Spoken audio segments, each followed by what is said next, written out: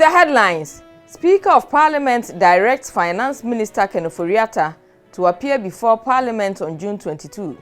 In court, Health Minister Kwaku Agyeman Manu fails to show up to testify in €3.95 million ambulance deal case. Immediate past Chief Executive of the Ghana National Petroleum Corporation, Dr. Kofi Kodua Sarpong, is sworn in as Chancellor of UPSA. And police hospital to hold mass burial for 250 unclaimed bodies. Welcome to Graphic Online's News in Brief.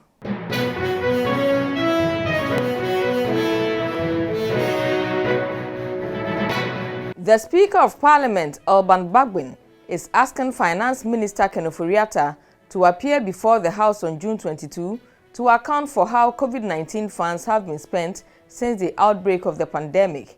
The minister is also to answer a number of questions pertaining to the ministry. Mr. Bagbin, who gave the ruling during Thursday's sitting, said until the Finance Minister appears before the House, all matters related to COVID-19 loan facility agreement laid before Parliament will be suspended. Some minority MPs have earlier expressed displeasure about Ken Ofori-Atta's failure to appear before Parliament. Deputy Minority Chief Whip Ahmed Ibrahim, who raised the issue on the floor, said the oversight responsibility of Parliament must not be taken lightly.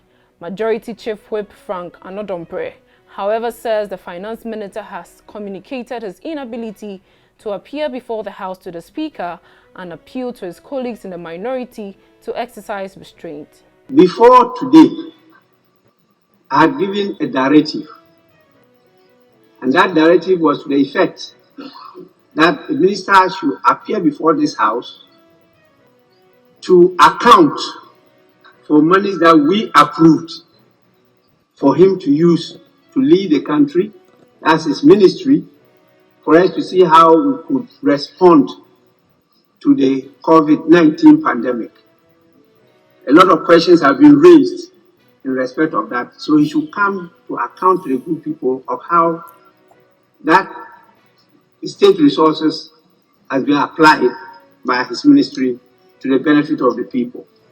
And I did indicate that until that is done, a motion that requested the approval of this House for more money to be given him, that is his ministry, not him in person, for the purpose of COVID-19, be on the hold until he answers the question. In court, the Minister of Health, Kwaku Agyeman Manu, who was expected to mount the witness box as the third prosecution witness in the case in which a former Deputy Minister of Finance, Dr. Chancellor, and two others are standing trial over a €3.95 million ambulance deal, failed to show up.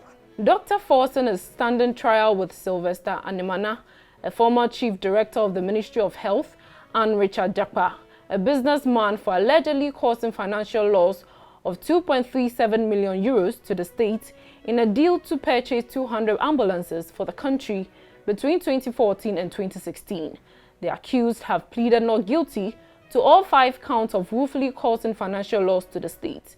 The court adjourned the case to June 28 after the Director of Public Prosecution, Mrs. Yvonne Atakora Abobisa, said the minister was engaged in an urgent meeting and will subsequently travel for a COVAX board meeting.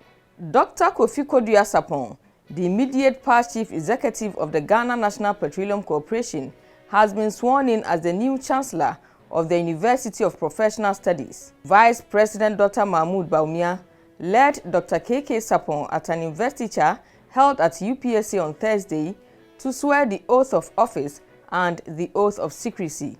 Dr. KK Sarpong is the recipient of several academic scholarships and has been in executive management for more than 3 decades. In our final story, the police hospital plans to conduct a mass burial for 250 unidentified and unclaimed bodies. Management of the hospital says the measure is to help decongest the mortuary. The police hospital is urging the public to contact its pathology department to help identify the bodies so they are not given the mass burial. In a statement signed by the head of public relations at the police hospital, Superintendent Yao Nketia Yeboah, the hospital says the unclaimed dead bodies are of paupers, unknown former patients, abandoned dead bodies, unidentified accident and crime victims. Hospital authority are also asking the public to always keep an identification card on them to help the police and others easily identify them whenever they are in any crisis or involved in an accident. Graphic Online's News in Brief is brought to you by Graphic News Plus. Download your Graphic News Plus now and choose your preferred package daily, weekly, monthly, and annually, and access free news on various interest areas as well. Visit us on graphic.com.gh for further information. Graphic News Plus, connecting people through news. Thank you for watching. For more news, please visit our website graphic.com.gh or follow us on Facebook at Daily Graphic and on YouTube at Twitter at GraphicGH. I am Amankwa Befi. Subscribe now